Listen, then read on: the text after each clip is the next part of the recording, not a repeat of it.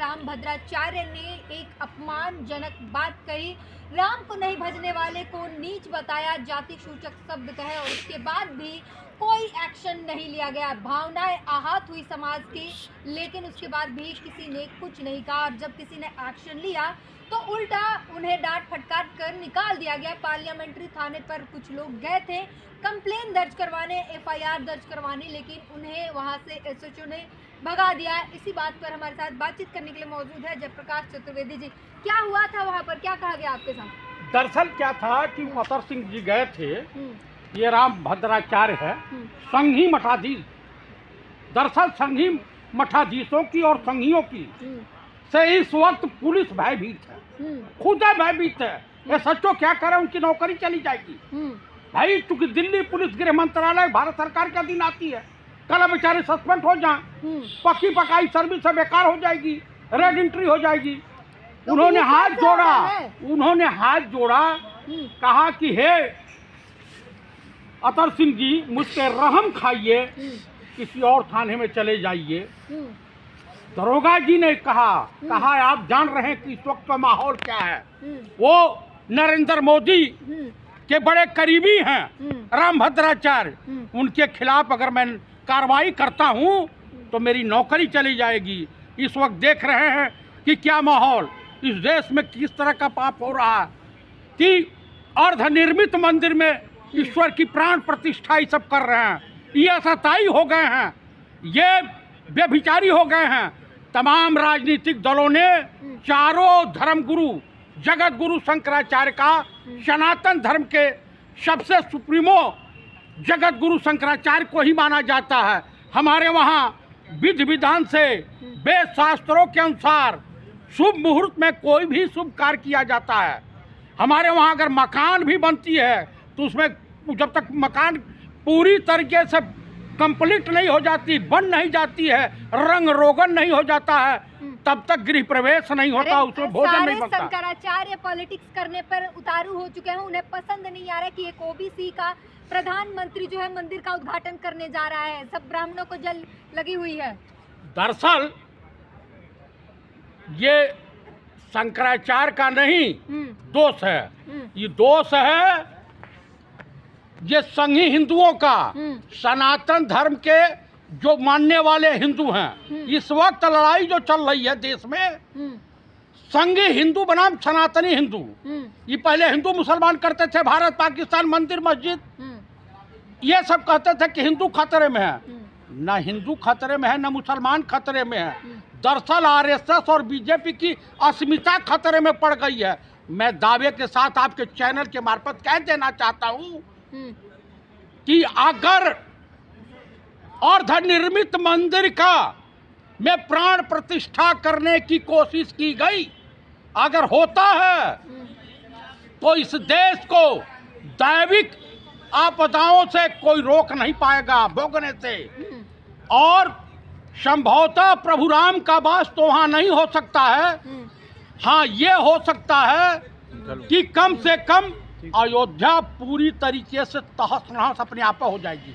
वहाँ चूंकि असुरों का वास हो जाएगा, और जब असुरों का वास हो जाएगा तो मेरे कहने का अभिप्राय यह है कि जो भी होना होगा वो उसको भोगना है। चतुर्वेदी जी, पार्लियामेंट थाने में जब आप गए थे, वहाँ पर एसएचओ ने कहा कि जहाँ पर आपकी भावनाएं आहत हुई है वहाँ पर जाइए। क्या मतलब है इसका?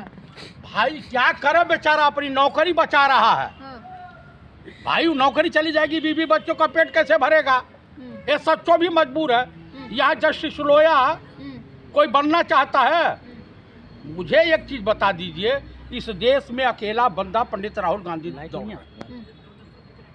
हेमंत बिस्वा शर्मा वहाँ का मुख्यमंत्री कह रहा है इस रोड से नहीं जाएंगे, दूसरी रोड बना लें, नहीं तो मैं इनके खिलाफ एफआईआर कर दूंगा, पुलिस प्रोटेक्शन फोर्स नहीं दूंगा यहाँ अपने प्रदेश में।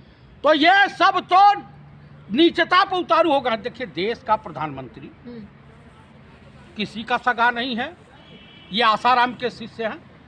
मोहन भागवत ये ओरिजिनली ब्राह्मण है ही नहीं, इनको सनातन धर्म से कुछ दूर दूर तक लेना देना नहीं है। तो मतलब आप कह रहे हैं कि राम भद्राचार्य मोदी के करीबी है, इसीलिए पुलिस वालों ने एफआईआर नहीं, कार्रवाई नहीं करेंगे। हाँ, आप जब कांग्रेस की सरकार थी, हम्म, रामदेव हम्म, जब सलवार समीज पहन करके सुश्री रमा देवी बन करके भागे थे, हम्म, तो वही निश्चलानंद जी हैं, हम्म, तीरथ महाराज, हम्म, पुरी के शंकराचार्य, उन्होंने टीवी पे आ करके और रामदेव का बचाव किया था। अब रामदेव भी बोलने लगे, हम्म, जिन ब्राह्मणों के खिलाफ नाथ संप्रदाय का उदय हुआ, वो नाथ संप्रदाय आज बीजेपी खेमे में संघी हिंदू बन गया। हम्म, उसका मठाधीश संघी भाषा बोलने लगा।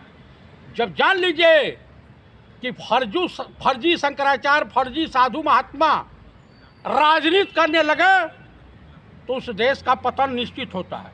हम्म, और मैं आपको दावे के साथ कह रहा हूं कि इस देश का तो जो पतन हो रहा है, हो ही रहा है। और इस देश में क्या क्या होने जा रहा है, तमाम धर्म लुप्त होने के कागार पे है।